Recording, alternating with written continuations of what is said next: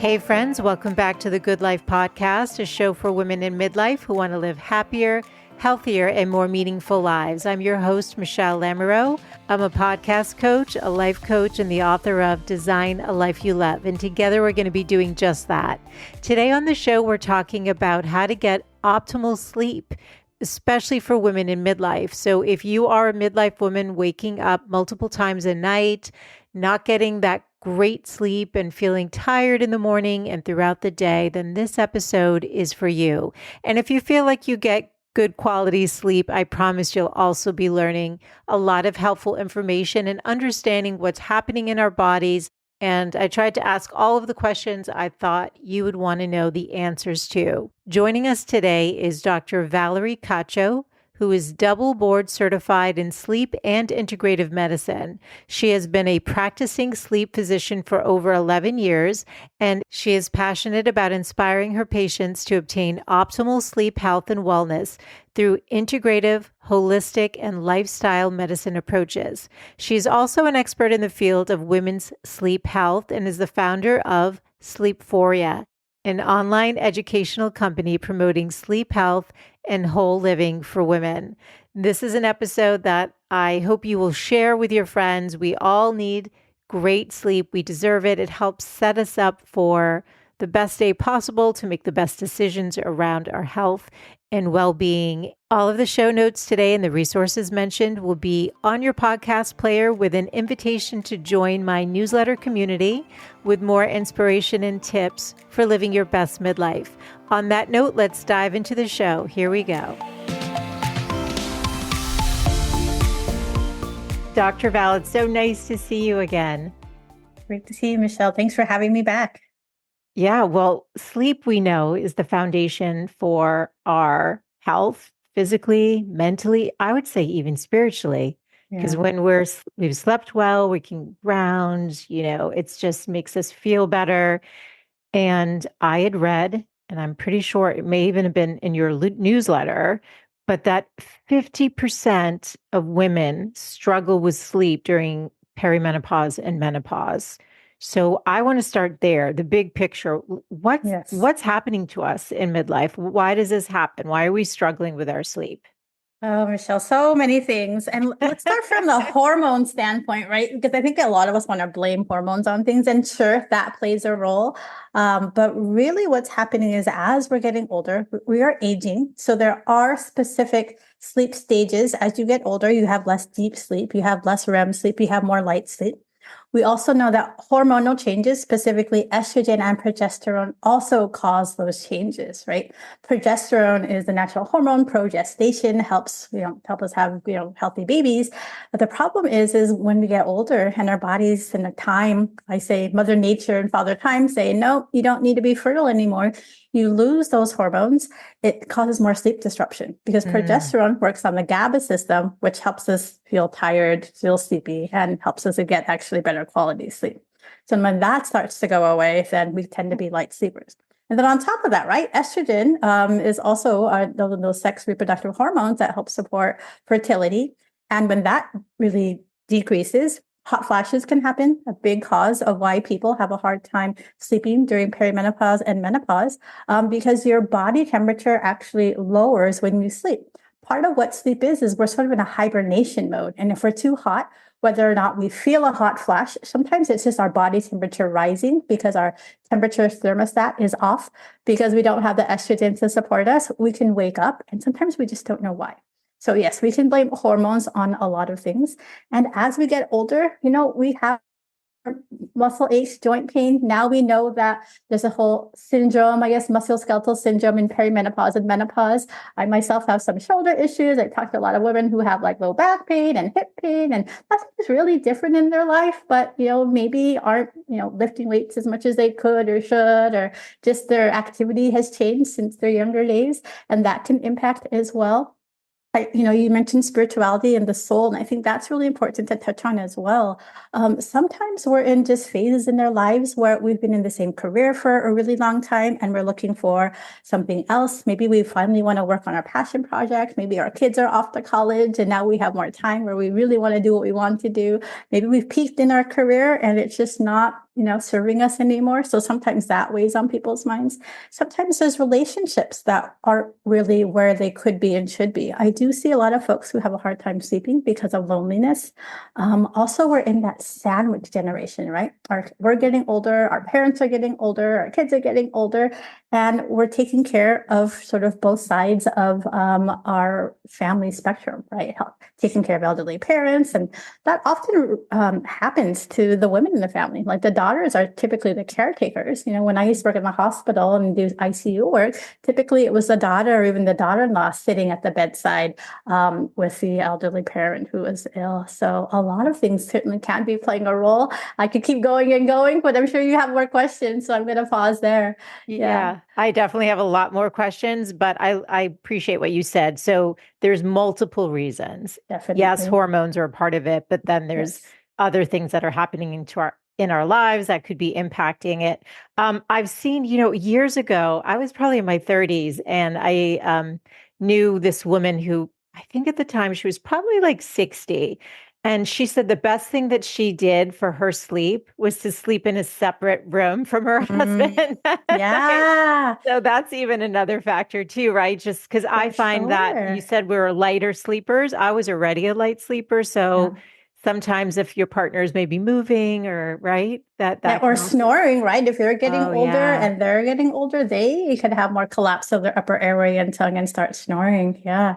And that can impact it for sure. And then body temperature. Sometimes if you're not in the same sort of thermostat as your partner, my husband loves the room really, really cold, which in the summertime is great, but like it's still a little bit fall. And I'm like, oh, I'm cold. And I'm like, having an extra blanket and wearing socks on. Sometimes it is beneficial to sleep in different rooms.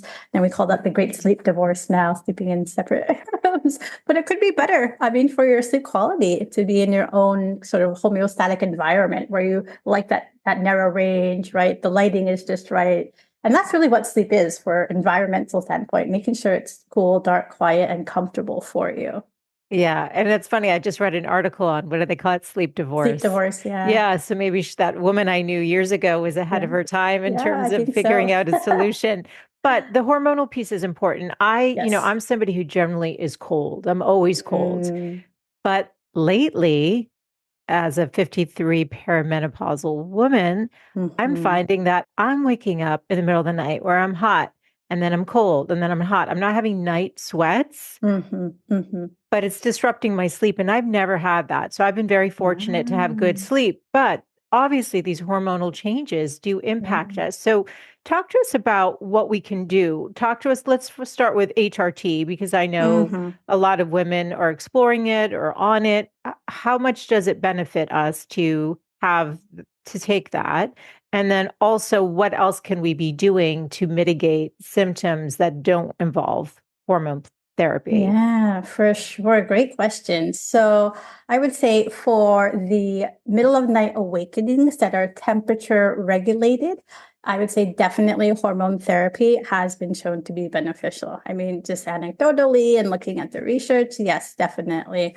Because when you lose that estrogen, it causes your thermostat to get sort of disrupted. So just imagine like your AC unit or your heater, if it's not quite sort of tuned to where it needs to be, you're going to feel uncomfortable. So yes, that can help. With that said, not everybody wants to be on HRT. And there's a really good herbalist that I know in Canada.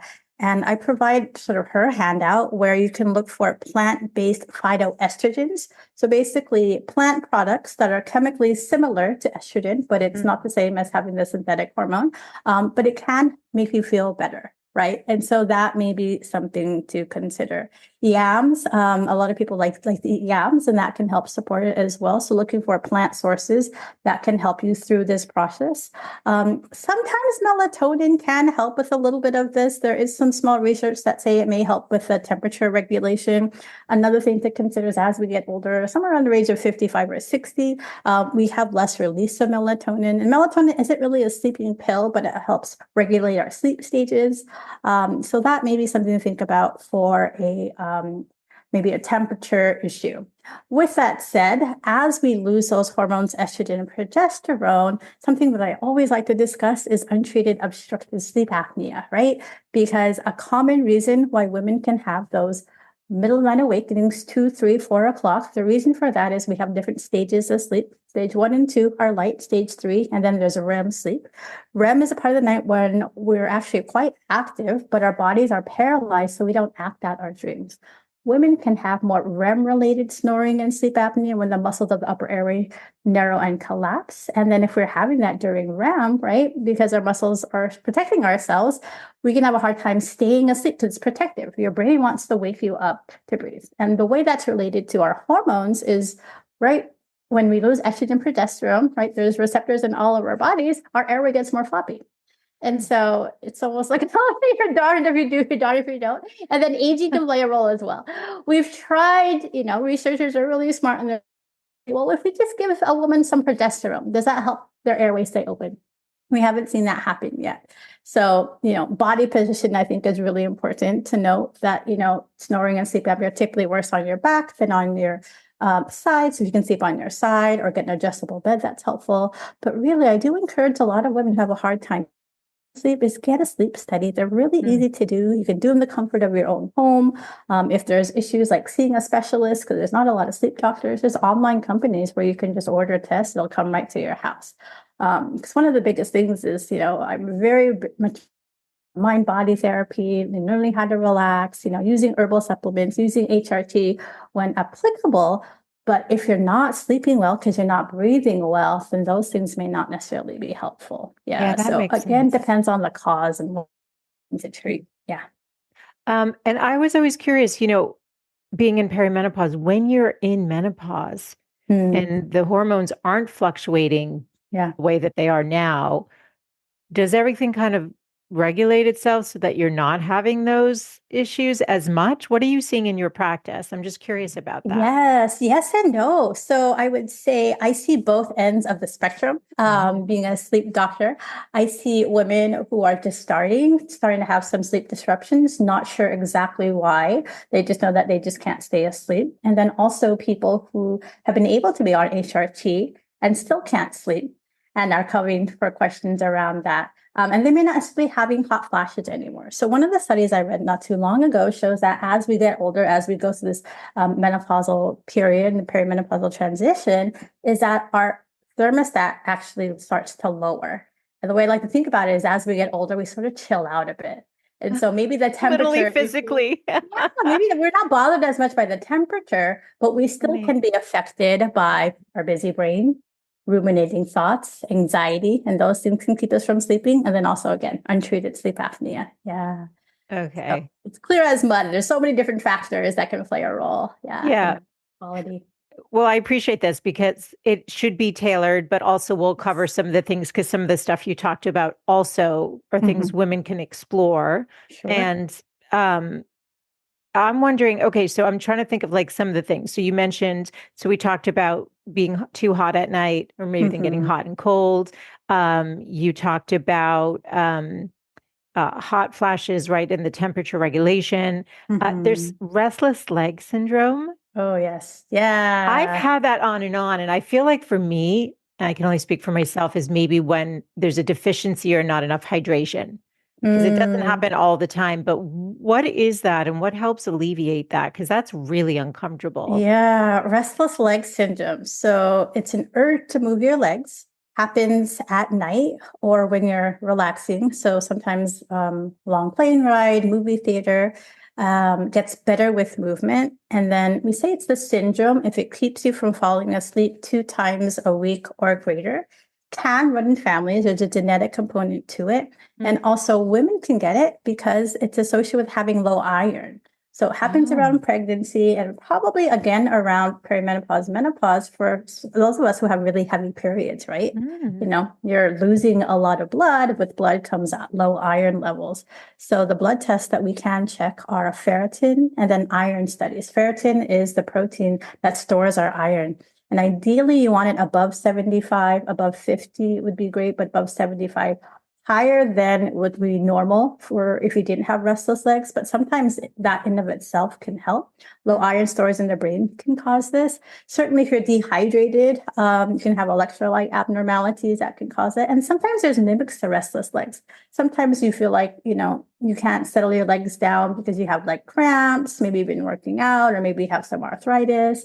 Sometimes if you have diabetes, you can have a diabetic neuropathy, which can affect your nerves. So sometimes it can be challenging to make the actual diagnosis. But yeah, typically there's a circadian rhythm to it, happens at the end of the day, and it really can keep you from falling asleep. Some of the people I work with pace the room for hours because they're so bothered by it. Yeah. Oh, wow. So It's that really can be really interesting. significant. Yeah. And I actually just saw someone recently. So up to 80% of people who have restless legs, that's the awake symptoms, can have what we call periodic limb movement disorder. So when you're actually asleep, your legs are going to be kicking.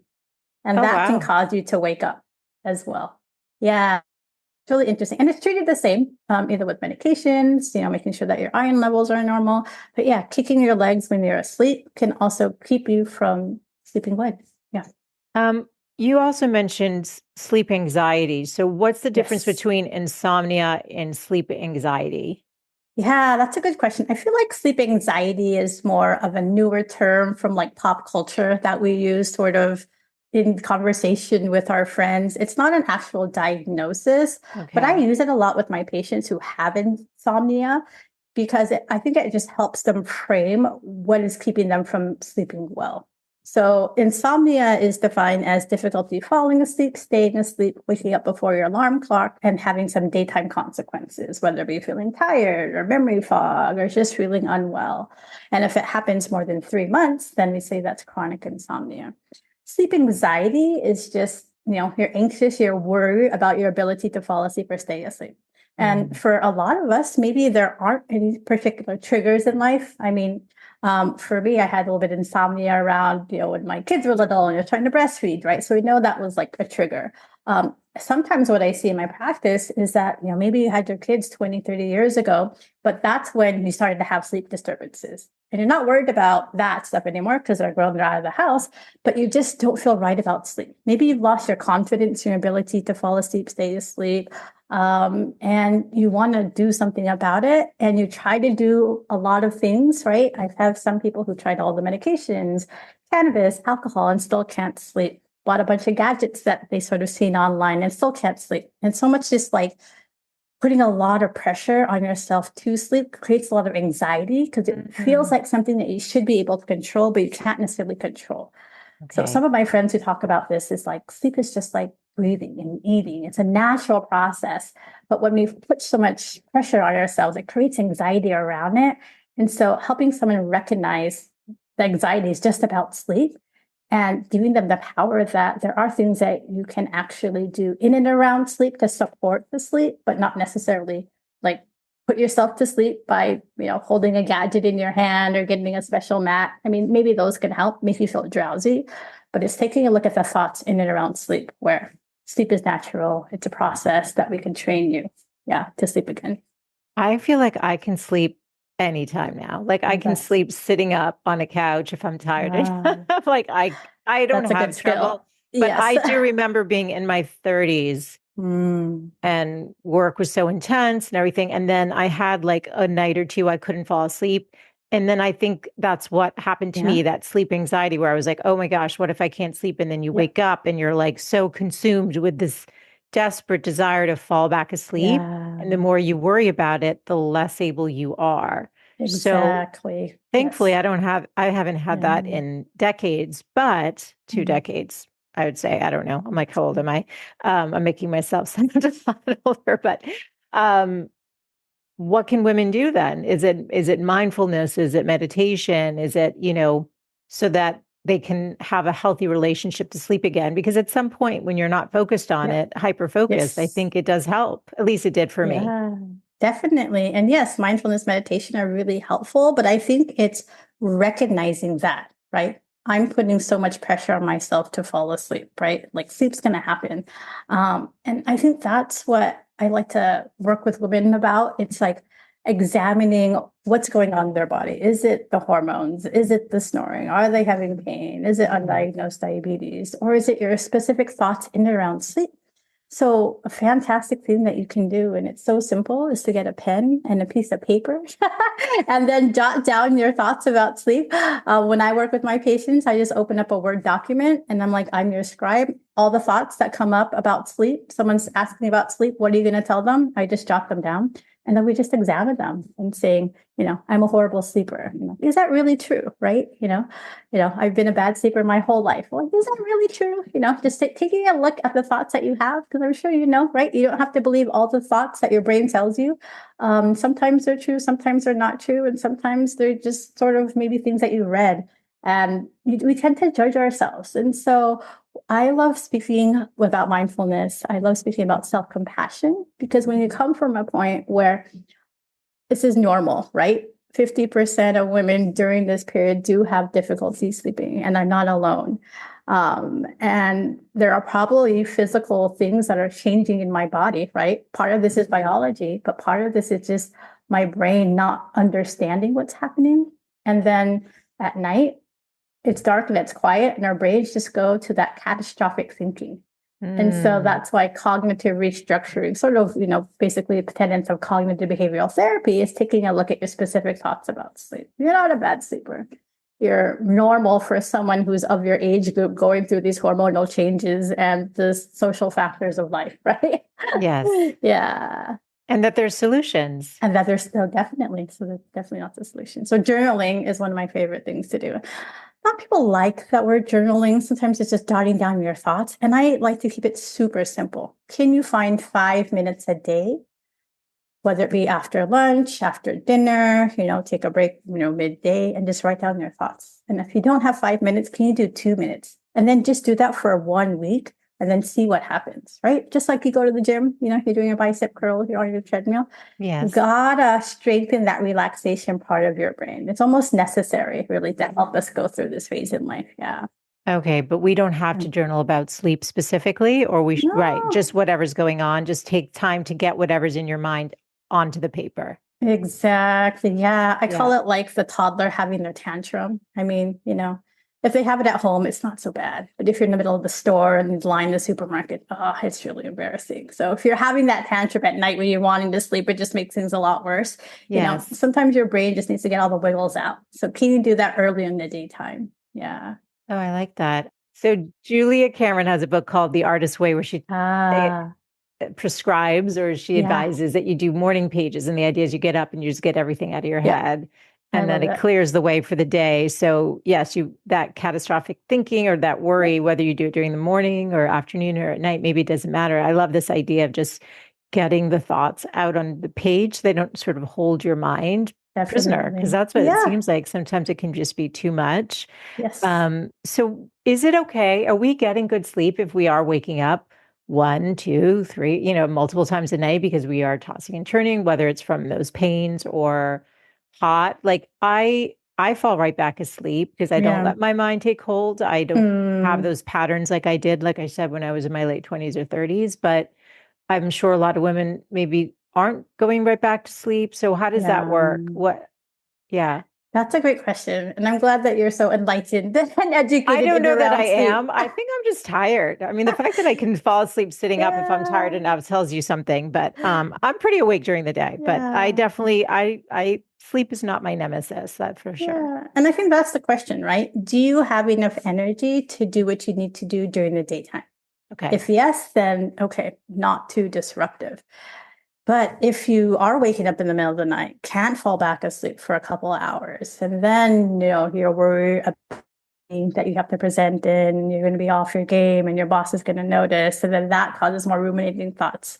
I think it's time to do something about it.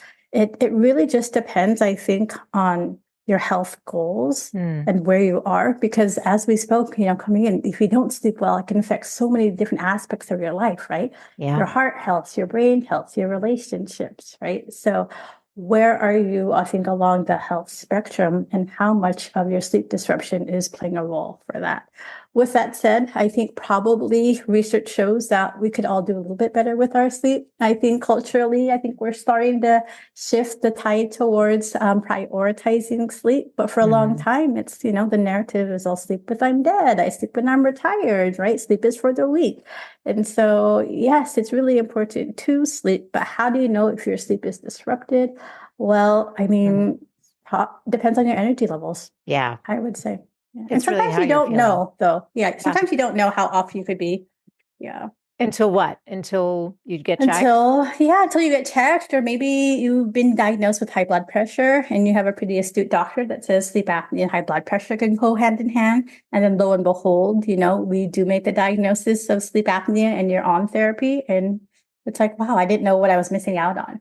Because sometimes a lot of women, we normalize like our feelings, right? My best friend is really, really tired. And so it's okay to be tired too, because we both have 2 young kids and we're working full time and we're taking care of our family. And we're also trying to go to the gym and exercise. And so there's a sort of this underlying hum where women are sort of, I don't want to say expected, but I just think that we put a lot of pressure on ourselves to have certain quality of lives. And sometimes it does steal away from our sleep to be able to do all the things that we need to or want to do within our day. Absolutely. And if we're not sleeping well, it's hard to sometimes make the right food choices. Oh, 100%. Right. And so I've never been a coffee person. So for me, I don't need morning coffee. I need that morning shower. So I will say, and I'm going to share it because I'm sure other women feel this way, but when I wake up, let's say on a weekend, when my body's ready to get up, I'm not sleeping in super late, but I feel good. Yeah. On a weekday, when their school schedule and the alarm goes off, sometimes I'm in REM sleep still, like I'm in a dream and you don't feel great, or the alarm goes off and I'm like, how is it morning already? So does that mean you're not getting quality sleep, or you just need longer sleep and you got to build it back in on the nighttime? Like, don't stay up, because that's the thing. You're tired in the morning and then you're not really tired when it's time to go to bed. And maybe you're scrolling on your phone or doing other things you shouldn't be doing. Like, this is a great question, Rochelle. And I think it ties into a talk about your circadian rhythm. So your circadian rhythm, or your internal clock. We all have circadian rhythms built within us, and they control so many different aspects, like our the way our gut works, right? The timing of our eating. And so understanding your circadian rhythm is really helpful. There's a questionnaire called the Morningness Eveningness Questionnaire, or the MEQ. You can put a link, it's free and available. And really what's helpful is to find out, maybe within a half an hour or an hour on your sleep window. When does your clock want you to go to bed? And when does your clock want you to wake up? So some of my favorite things to recommend is always prioritize sleep, find out how much sleep you need to feel good. And can you match that to your circadian clock, right? I'm sure we've all traveled. We've gone to time zones 3 or 4 away, and it's awful to sleep. And then we're dragging, but we're also excited. So we're going to go see all the sights. And if our daily schedule isn't in alignment with our circadian rhythm, then we're going to feel dragging. So if you're waking up earlier during the week than your clock really wants you to, that may be why it's harder to wake up.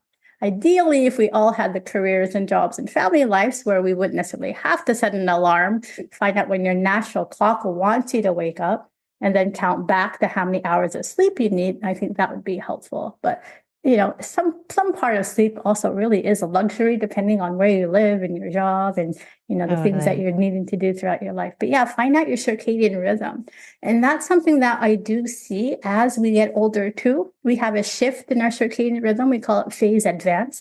A lot of people do feel sleepy around 9 or 10. If your phase delayed, we see this more often in like high school kids around puberty and college, where they tend to sleep at 2, 3 o'clock in the morning. Some of it may be choices, but there is a shift in circadian rhythm where they're delayed. As we get older, we can have a phase advance. And what does that mean? Instead of sleepy around 9 or 10, you start to feel sleepy around 7 or 8, which in our mind is like, no, that's way too early. Who goes to sleep like right after dinner? But if that's truly where your clock is, and then you count 8 hours later, 7 hours later, that puts you in the early morning where you're waking up at 2, 3, or 4 o'clock, sort of wide awake. And then you get mad that you're awake because that's too early. Yes. But that could actually be your clock. And the way to actually shift your clock is to avoid light at certain time, or be exposed to light at certain time. Yeah, because light is the zeitgeber that allows our clock to be shifted. Yeah. I love this. This is fascinating. So Yeah. circadian rhythm, everyone has their own. Yes. And we can take this quiz and it'll tell us what it is. What is that quiz going to do? Yeah, it asks you about different activities. You're going to go meet your friend for an exercise class. When would you feel best to do so? In the morning, in the evening? So when are you most alert, sort of a situation, depending on the different scenarios? Yeah. And then sort of the quick and easy way to do it is if you were in the cabin in the woods, you didn't have any responsibility, wouldn't you naturally feel inclined to go to the bed, to go to sleep, and naturally inclined to wake up in the morning? Because that's probably your true clock. Rather than, okay, I have to wake up to help my kids get ready for school or, Right. be ready for the meeting. Yeah. Yeah. Because for me, honestly, I would love to work out before the day starts. That's Yep. me. I would Yeah. love that, but I'm waking up exhausted. And so it doesn't happen. But I like to get it done in the morning Yeah. because I'm somebody who likes to shower and be ready for the day. I'm not like the Yeah. yoga pant person. So, which is, there's nothing wrong with that. It's just Not not your thing. me. Yeah. So it's just, yeah, trying to figure that out. What about chronotype? Because my Aura ring will tell me chronotype, and a lot of people use those. Is chronotype the same as your Yeah. circadian rhythm? Chronotype is another word. Chrono, like clock. Oh, it Yeah. is. Yeah. Okay, because it'll tell me on there, like your chronotype is whatever. I don't know. Oh, Now interesting. I don't have an aura ring, but yeah, I think ideally it'll help based I'm trying to upon see if I can find your one. your habits, your styles, right? On average, when you're going to sleep and when you're waking up, because this is something that I see in a lot of women. Oh, If interesting. they're trying to go to sleep too early during the work week, right? They think they have insomnia because they have to be up at 5 to go to work, so they want to go to sleep at 9. But on the Yes. weekends, they don't sleep till midnight. And when they go to sleep at midnight on the weekends, they can fall asleep like instantly versus they're Yes. trying to sleep at 9 and it's like I'm tossing and turning for a good hour, an hour and a half. It's like, yeah, because your body's not ready to sleep. Yeah, maybe you That's feel fascinating. exhausted but your Right. clock is like, you're not in the right zone yet, you're not ready. That makes so much sense because the truth is when I try to go to bed at 9 or 9:30, I will wake up at 2 or 3. Mm, Kind of awake, like I've taken this yeah, nap and I don't yeah, like that. So I know I can't go to bed earlier than 10:30, or I will wake yeah. up. So you have to be your own detective and figure out Exactly. like how your body works. Exactly my words when I talk to my patients. You got to be your own detective, sort of put the clues together and what's Yeah. bothering you, what's not working, and what are you looking for to gain. Yeah.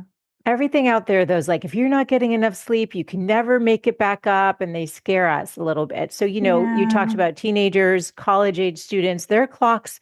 I watched it with my daughter. It shifts like Yeah. almost overnight. Like they literally can't fall asleep Yeah. at, They're not tired. they're not tired. So, how much sleep is there, generally speaking, a good amount of sleep for a teen and college age student, for someone in their 20s and 30s, midlife? Older, like, there's that idea that older people don't need as much sleep. I think they're just maybe just not getting it. I don't know that they Yeah. don't need No, I it. So I'd love to hear agree. your thoughts on that. Yeah. So, I mean, teens definitely need 7 to 9 hours, maybe 10 hours of sleep. They say that the cutoff is 18 and up, 7 to 9, 7 to 8 is what some of the research shows. There was a For huge what research. age group? I'm sorry, say that again. Oh, for teens. Yeah. Yeah, 7 to So, 8 minimum. yeah, 7 to 8 Yes, minimum, probably closer minimum. to 9. Yeah. Yeah, that makes And sense then to the me. cutoff is really above 18, though. I've seen other literature, Okay. above like 65, where maybe you need 7. With that said, I think as you're older, you just get less sleep. A lot of the patients take naps in the afternoon just because they don't work and they can. Yes. A huge research study that I looked at, over 4.4 million people in 30 countries, and they looked at, several different health outcomes, like 14 to 16. And most people actually slept around 7. Yeah. So if you're getting at least 7, that's good. I don't recommend anything less than 6, because less than 6, you have more diabetes, more cancer, more high blood pressure, more strokes. So for people who aren't able to get it, then I would say shoot for 6, shoot for 6 to 7. If it's just more of a habits lifestyle where you're just, not prioritizing sleep enough, try for at least 7. But it's Yeah. sort of like, you know, having a meal, do you need to have, the appetizer, the entree, the bread and the dessert all the time? Or do you just need, your protein and your veggies and enough fiber to get you through the day?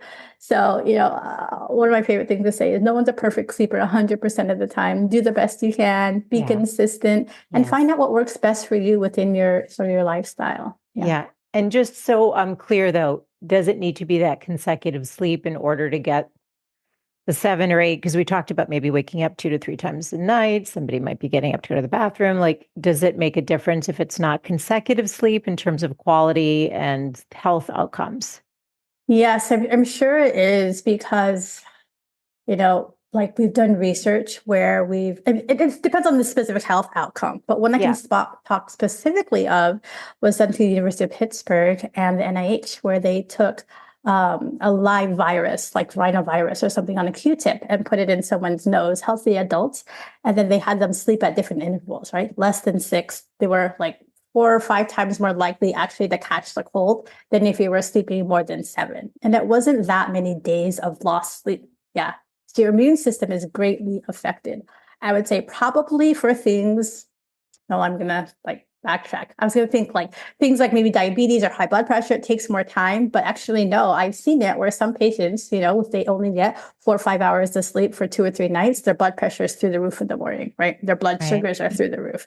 So not sleeping is really anti-inflammatory. I think in terms of the energy, I think maybe chronic sleep loss, like undersleeping, you may not feel as bad because I think your body can adjust to it. Yeah. Versus if you're used to sleeping, right, 8 hours and then you go on a trip and you don't sleep well on the plane, then you're going to feel it more. Yeah. So it depends a little bit on how much sleep was lost and for how long, and then on what specific health outcome you're talking about. But yes, we can see immune system changes, diabetes, emotional, like when I don't sleep well, I'm very snappy. And so mood is one of the first things to go. Irritability, yes, yeah. So those can happen with acute sleep loss as well. Right. Yeah. But if you're getting, let's say, 8 hours a night or 7 hours a night, it's just that you've woken up and tossed and turned, but gone back to sleep. Is that less? Probably so. Yeah, I would say so, because also the question is why are you waking up tossing and turning? Because there's normal reasons why we wake up, right? After a couple sleep cycles, we're not as sleepy as when we went to sleep. Oh. Yeah. And maybe you're tossing and turning because your shoulder hurts. So you just need to move into a different position. If you fall asleep, that's okay.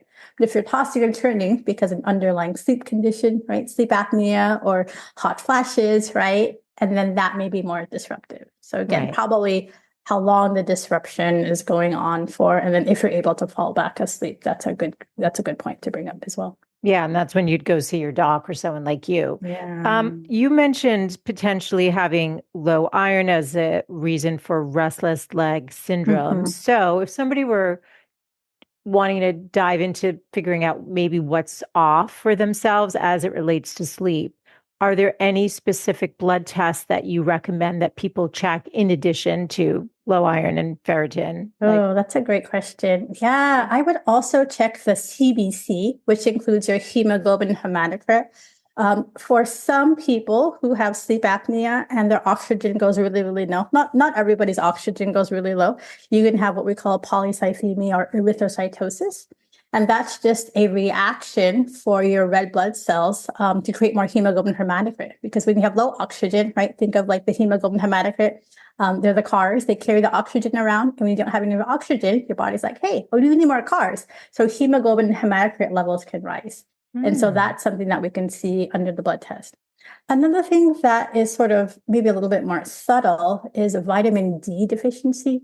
So low levels of vitamin D have been associated with lower energy, but we're also looking into the relationship between that and insomnia. And the reason for that is vitamin D, it's not as a vitamin, it's actually a hormone, and it's a precursor hormone, a molecule that may later turn into melatonin.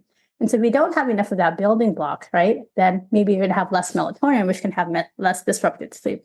Does that mean that, supplementation of vitamin D will cure insomnia? I don't think I've seen that, but it's just one of those pieces to the pie, right? You want to have the environment is boosted as much as possible. So I would say those are probably the big things. I like to order B12 as well. It's not necessarily specific for sleep. Potentially, I think it depends on where on the pathway you think about, if that's impacting some of our neurotransmitters. But I have noticed some folks who have lower levels of B vitamins just have less energy, right? And so, Yes. how can we support the sleep, but also support the energy? And those are things to look at. Yeah. That makes Yeah. sense. Oh, sorry, we're going to add another one. I don't want to. Yeah, just another thing came up with I know a lot of women drink a lot of water because we all get really thirsty. And I just recently heard that dry mouth is one of the symptoms of perimenopause, even dry eye. And I'm like, oh man, I'm getting those symptoms. Yes. But drinking a lot of water and then waking up to urinate at night. Sometimes, we wake up to urinate because we drink so much water, but waking up to urinate at night isn't necessarily specific for drinking too much water. Undiagnosed diabetes can cause that. When you have too much blood sugar around, way your body can get rid of that is by urinating it out. And so waking up to urinate at night could be from that. And then that's a blood test. You can check your fasted blood sugar or a hemoglobin. So that's always something that's helpful as well to check. The hemoglobin A1C, did you say? Hemoglobin A1C or fasting glucose. Yeah. So some of these are just basic things that your doctor is probably already checking during it, but just adding how it can support your sleep or how it can impact sleep or your energy levels. Okay. What about cortisol? Oh, this is such an interesting conversation. Because I always think of I remember being told when I was younger, you're wired and tired. Somebody did a hair sample. I don't know. It was a naturopath. I was like 27 and I was like, what does that mean? But I get that concept now to be wired and tired. I don't think I am well, maybe I am. But I don't know if cortisol will help if you test it and how you would test it. Yes and no. I would say most traditional Western doctors don't test morning cortisol. So check it in the morning, I think before 8 o'clock, because that's where you want to see the rise. We test it for people who we think have adrenal insufficiency, basically like an infection or an autoimmune process that basically has shot their adrenal glands where they have you're actually hospitalized if this happens. Your blood pressure is really low. You're going to have abnormal electrolytes.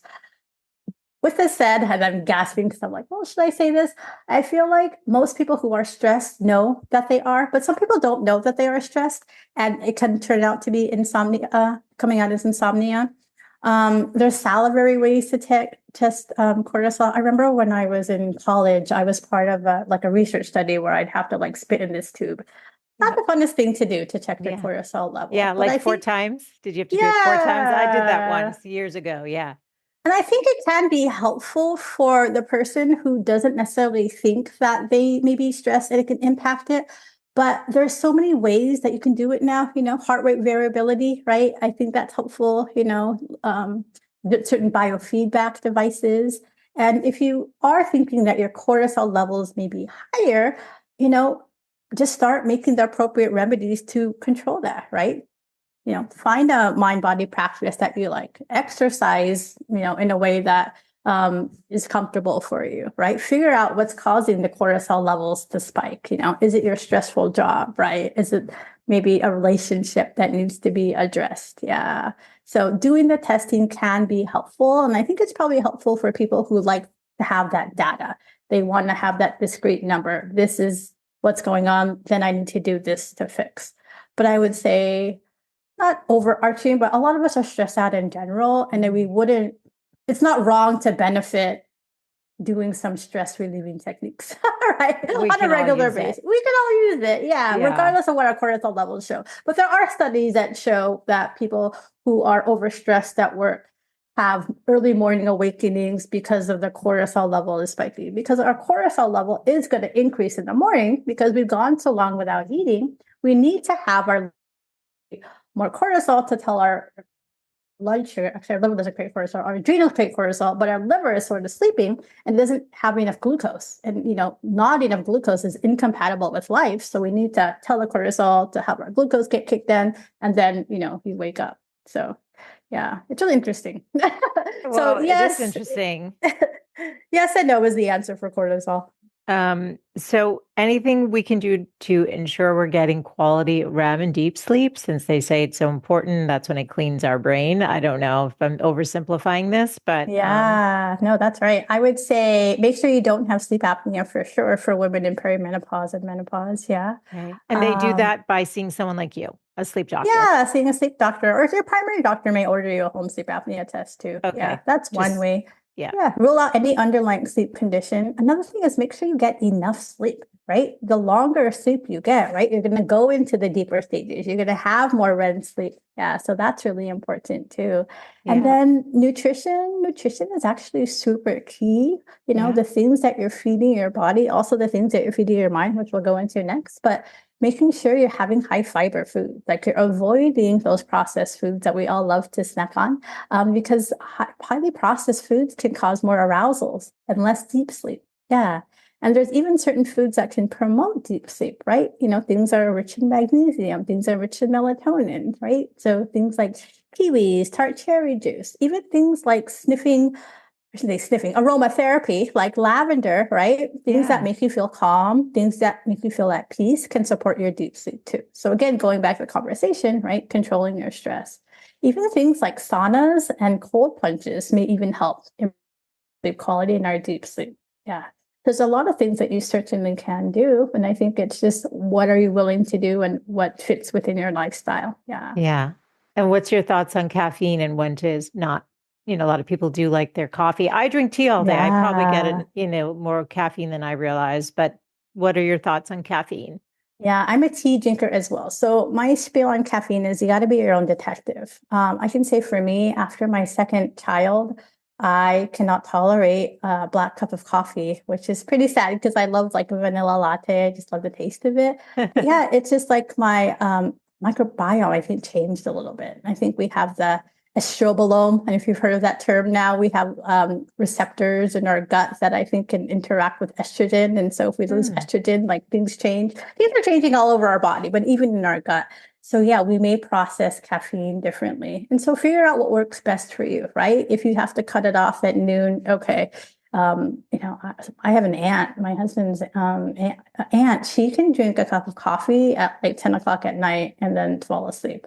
Yeah. Just like, I don't know how she does that. But yeah, if you do have a hard time falling asleep, yeah, take a look at your caffeine intake. It's still definitely something that can impact it. Probably hangs out 6 to 8 hours, some people 24 hours or more. Yeah, switch Okay. to herbals, probably tea after a certain time.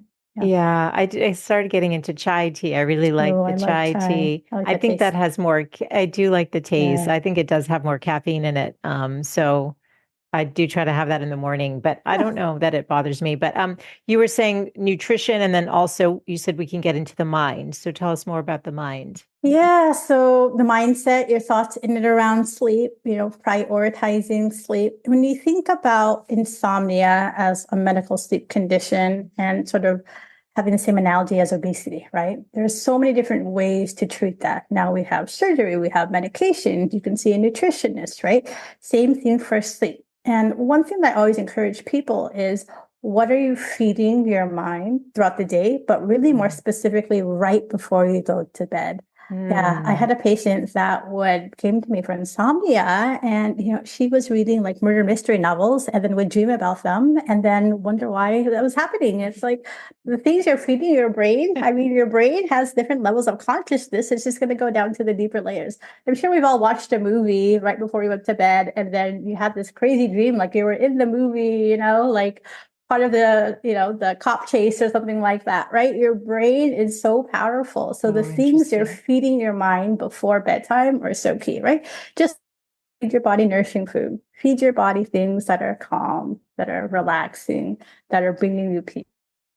And so mind body practices. I love the five senses exercise. I don't know if we talked about this last time or heard of it. Basically, you go through the five senses. So this is something that's really helpful for people who have a busy brain, busy mind, have a hard time relaxing. You anchor your thoughts in something that brings you calm and brings you peace. Maybe it's like a relaxing vacation that you've been to, or maybe it's going back to your childhood home. And then you go through the different five senses. So instead of being in your own bed, maybe you're on a beach, you're enjoying yourself with your family. What are the five things that you can see? Okay. Four things that you can feel or touch. Three things that you can hear.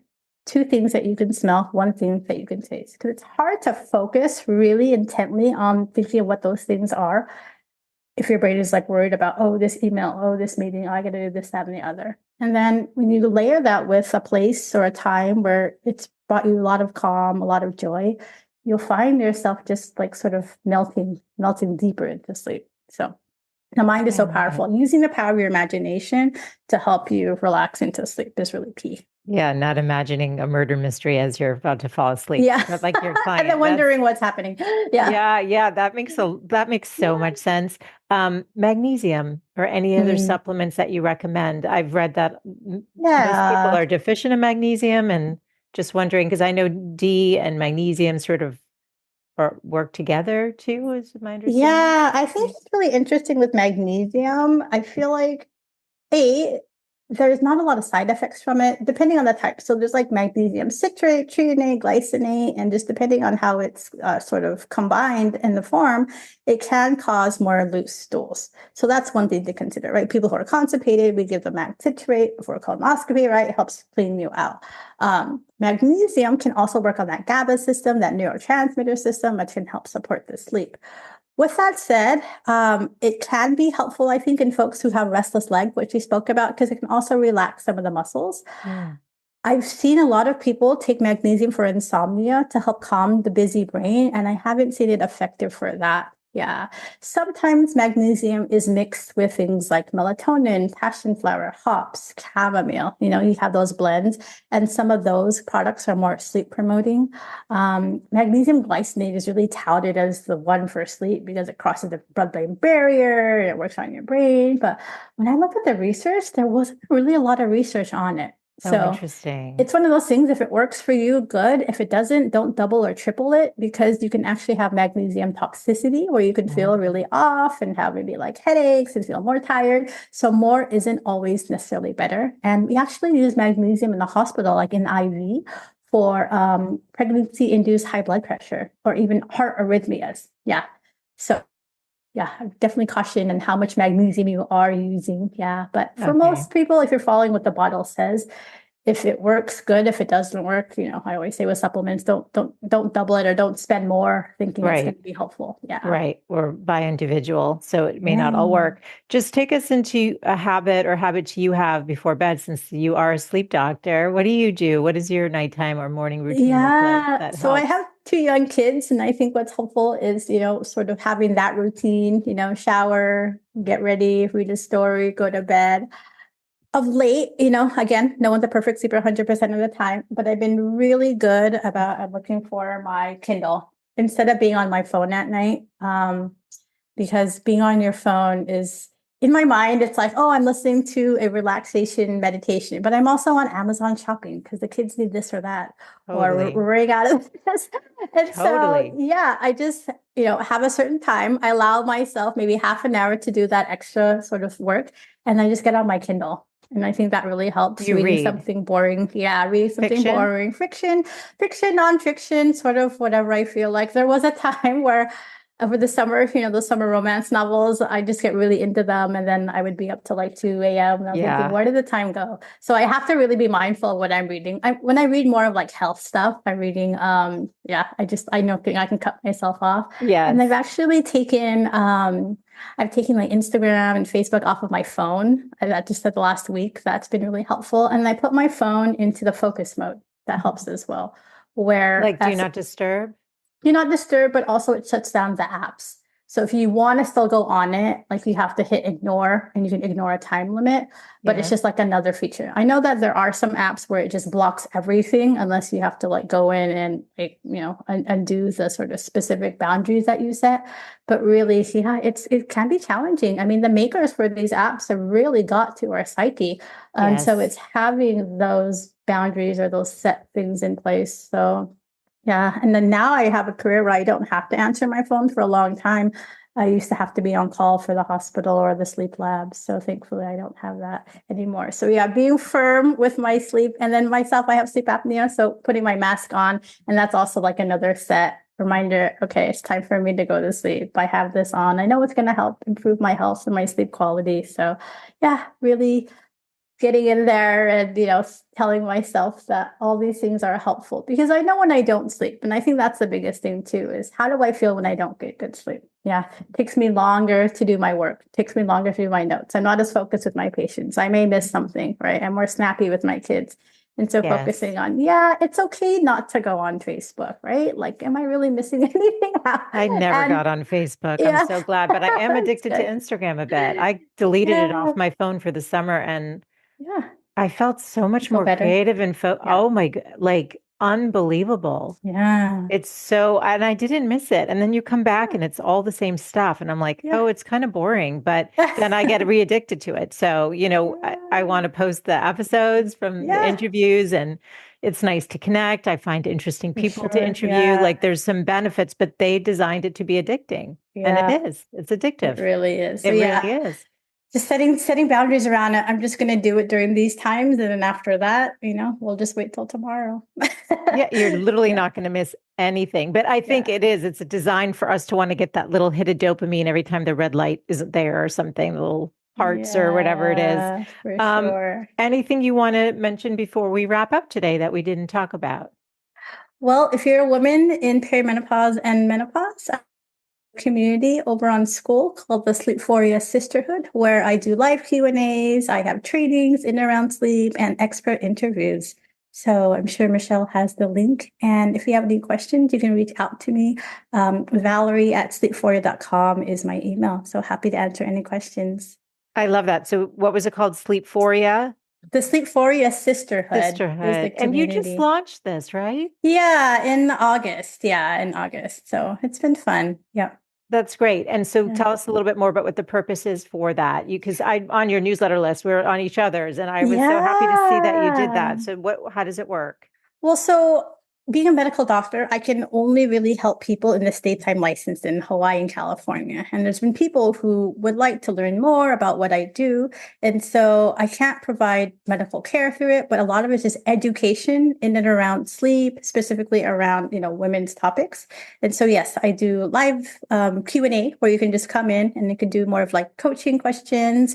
And then I have expert interviews. So interviewing my friends in this space, sort of like, podcast style. And then I have courses. So the one I have right now is all about like sleep medicine. I'm creating one about menopause. I'll create one about mental health, and then metabolic health as well. So sort of hitting the major topics that women are concerned about, things that I'm seeing, sort of things that I'm saying over and over again in my clinical practice, but just making it available for women across the globe who are looking to improve their health. Yeah, that's true. It could be international because of the platform. I love that. Well, all the links will be in the show notes for today.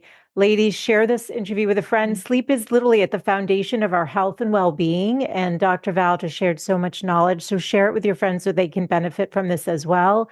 And thank you for coming back on. And I'm also going to link in the show notes our very first interview, because it literally was a masterclass on like sleep 101, understanding all the sleep cycles and all of that. So that's definitely worth listening to as well. But thanks for being back on the show, Dr. Val. Of course. Happy to be here. Thank you. Thank you. Hey, friend, I have one request before we sign off today. If you've gained any value from any of the interviews that you've tuned into, would you take just 1 minute and leave a 5-star rating and review over on Apple Podcasts?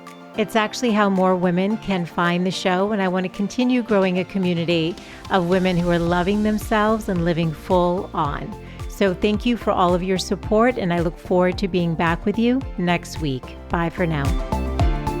This podcast is presented for entertainment and educational purposes only. Any information provided is not intended to be a substitute for medical, mental health, or other professional advice. Seek out your trusted healthcare provider or other qualified professional for all matters dealing with your health and well-being. Any opinions or information provided by a guest are their own and not those of Michelle Lamoureux or the company.